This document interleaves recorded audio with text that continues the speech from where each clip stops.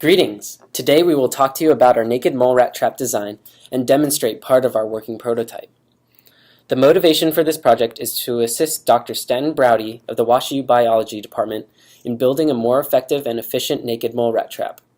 Professor Browdy has been trapping these animals in Kenya and Ethiopia for nearly 30 years, studying the birth, mortality, and exit rates from a number of naked mole rat colonies.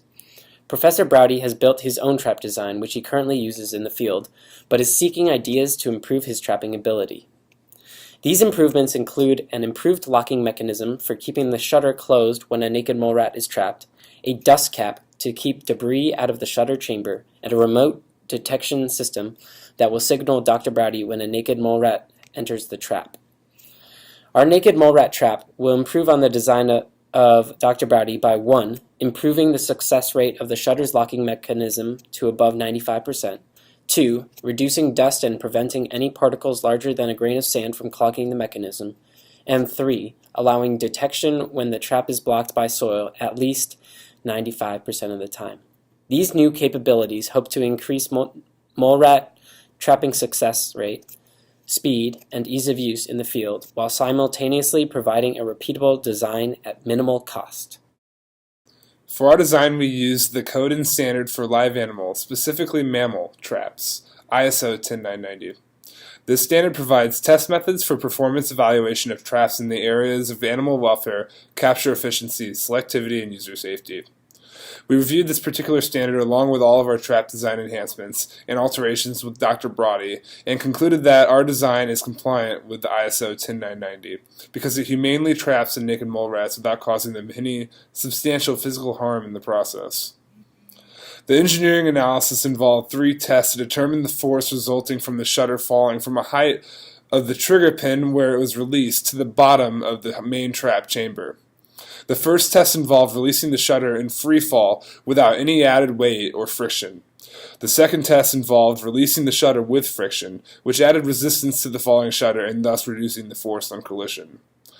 The third test involved adding additional weight to the shutter.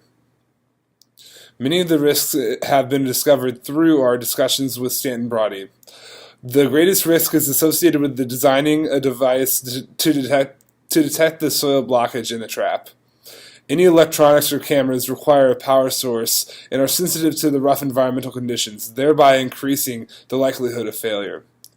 Another risk is improving upon the locking mechanism, which is already relatively effective. Our new design must improve the locking success rate while maintaining the simplicity and repeatability along with reducing costs. The device mechanisms are also subject to difficult environmental conditions and wear as they are buried in the ground. The engineering analysis in combination with our discussions with Dr. Browdy suggests that the current design, even with the small amount of weight added, should be successful in capturing the naked mole rats with little risk of harming them. However, the design should be further optimized to reduce the amount of friction between the shutter and the internal wall of the shaft. Hi, I'm here with Drew to demonstrate the working prototype. Here we have our 3D printed part in combination with Dr. Browdy's original piece. And as you can see, it's fully compatible. Here we have our shutter door, which will fall into place when the trigger is activated, and it will lock via this spring-loaded pin. Here the pin also acts as a trigger pin, holding the door up, and when it's released, the door will fall. Drew, you want to demonstrate the working prototype? Yeah, Sam. So even as much as a little bit of a knock to the string here by the rat will allow it to fall in place. And as you can see here, the pin will lock and it won't be going anywhere. While our existing prototype is functional, there are a number of improvements we plan to pursue. One issue we experienced was the shutter not being able to fall under its own weight due to the resistance force applied by the locking pin. To combat this difficulty, we added a small piece of stainless steel to the top of the shutter, but would ideally like to remove that load for both aesthetic purposes and to limit the chances of harming a naked mole rat. We are planning on both 3D printing the shutter with a higher resolution and also sanding it to remove impurities on its surface. Additionally, we are going to round the head of the pin using a lathe to reduce the surface area of contact resistance. Our final product, which we will present to Dr. Browdy at the end of the semester, will include the aforementioned locking mechanism, a dust cap to sit on top of the shaft, and a remote detection system as well. Our next step is to implement the remote detection system into our working prototype.